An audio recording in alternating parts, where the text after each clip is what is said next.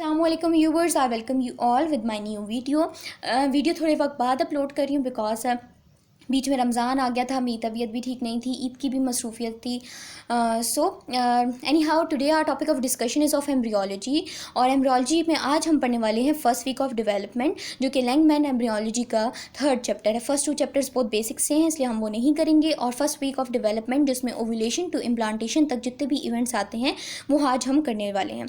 ठीक है, लेकिन हम ओव्यूलेशन पर डायरेक्ट जाने से पहले फीमेल रिप्रोडक्टिव साइकिल जो अबाउट 28 डेज़ की होती है उसको पहले स्टडी करेंगे, बिकॉज फीमेल रिप्रोडक्टिव साइकिल का फिर एक पार्ट होता है ओव्यूलेशन. ठीक है, तो आपके पास जो फीमेल रिप्रोडक्टिव साइकिल है उसके बेसिकली 3 स्टेजेस होते हैं.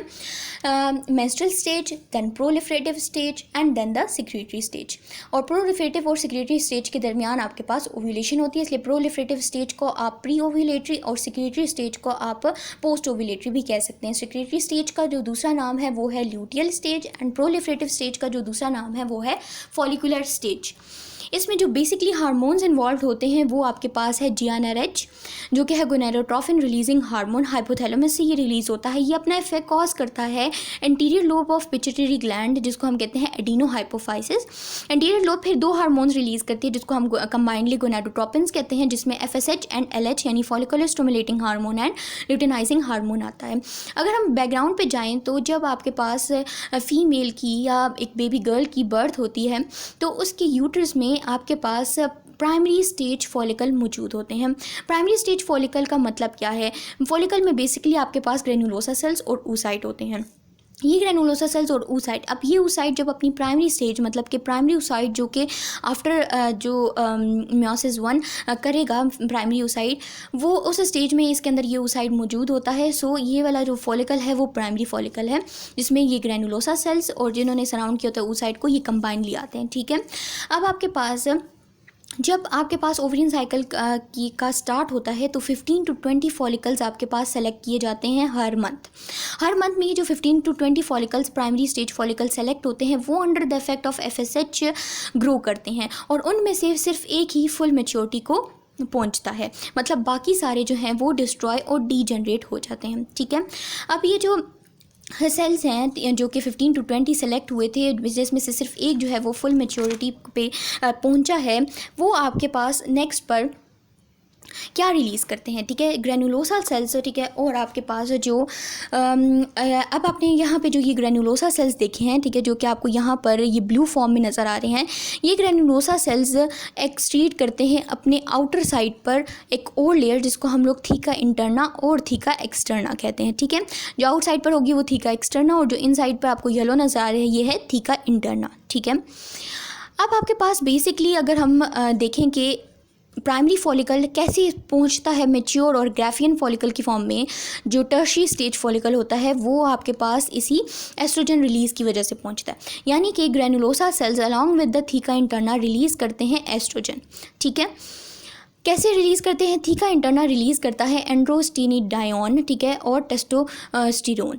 ये टेस्टोस्टेरोन और एंड्रोस्टेनिडायोन, ठीक है, ग्रेनुलोसा सेल्स इनको फिर कन्वर्ट करते हैं एस्टेरोन एंड 17 बीटा एस्ट्राडायोल, जो कि बेसिकली एस्ट्रोजन है. ठीक है, ये एस्ट्रोजन जो है वो जो इफेक्ट्स कॉज करता है वो हम लोग जल्दी से देखते हैं. ठीक है, आपके पास फॉलिकुलर स्टेज कॉज होती है बिकॉज ऑफ द एस्ट्रोजन. ठीक है, thinning of the cervical mucus and the stimulate and estrogen also stimulate the LH production. कहने का मकसद ये है कि आपके पास फॉलिकुलर स्टेज तभी आती है जब मैच्योर ग्राफियन फॉलिकल हो. ठीक है, जब एस्ट्रोजन रिलीज़ होगा, ठीक है, ये फॉलिकल अपनी मैच्योर स्टेज मतलब कि थीका इंटरना थीका एक्सटर्ना भी इसमें शामिल हो जाएंगे और मैच्योर ग्राफियन फॉलिकल पहुँच जाएगा. तो इस स्टेज पर आपके पास इसको हम कहेंगे मैच्योर ग्राफियन फॉलिकल, और ये एस्ट्रोजन की वजह से ही इसकी फॉर्मेशन हुई है.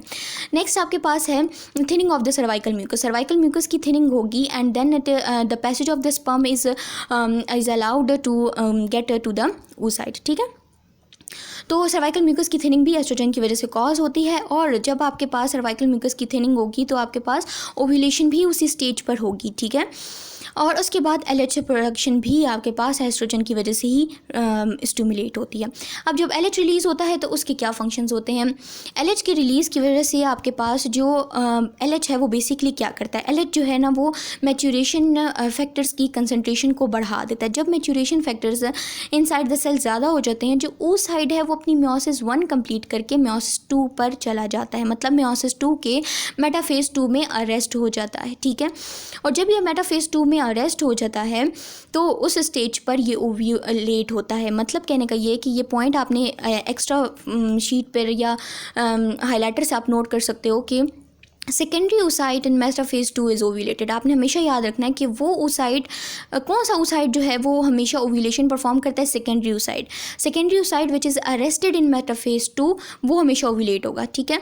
तो LH ही ऐसा है, ठीक है, हार्मोन है जो कि आपके पास उस oocyte को उसकी म्योसिस 2 पे लेके जाता है, ठीक है, और वो फिर oocyte आगे जाके ओव्यूलेट होता है। मतलब हम कह सकते हैं कि ओव्यूलेशन में बेसिकली किसका रोल है, LH का। Then production of the progesterone, ठीक है, ये भी ल्यूटेनाइजेशन है। कैसे कि आपके पास जब ओव्यूलेट हो जाएगा oocyte और जो बाकी आपके पास थीका इंटरना और ग्रेनुलोसा सेल्स बनेंगे वो कॉर्पस ल्यूटियम में कन्वर्ट होंगे, और उस कॉर्पस ल्यूटियम सेल्स में से, जिसको हम बेसिकली कहते हैं फॉलिकुलर स्ट्रोमल सेल्स, उनमें से प्रोजेस्ट्रॉन की प्रोडक्शन कराना भी ल्यूटेनाइजिंग हार्मोन का काम है, जिसको हम बेसिकली क्या कहते हैं, ल्यूटेनाइजेशन, ठीक है। वही वाली बात जो मैं आपको पहले कह चुकी हूँ कि जो ल्यूटेनाइजिंग हार्मोन है उसके अंडर ही फॉलिकल रप्चर होते हैं, और जब ये फॉलिकल रप्चर होते हैं उसी की वजह से ये oocyte फ्री होता है टू ओव्यूलेटेड, ठीक है, कि ये oocyte यहाँ ओवरी से फ्री हो जाएगा इन फॉलिकुलर सेल के रप्चर की वजह से, और ये oocyte फिर किधर जा सकेगा, ओविडक्ट में जा सकेगा। और actually the passage of the oocyte from the ovary to the oviduct और टू द ओविडक्ट और यूट्राइन ट्यूब, इसी को हम ओव्यूलेशन कहते हैं, ठीक है। तो ओव्यूलेशन और फॉलिकुलर रप्चर भी, ये भी मेन काम है किसका, LH का। तो ये हमने बेसिक बैकग्राउंड पढ़ा है। नेक्स्ट वीडियो में हम लोग अपने टॉपिक पर आएंगे जो कि हमारा मेन है, ओव्यूलेशन।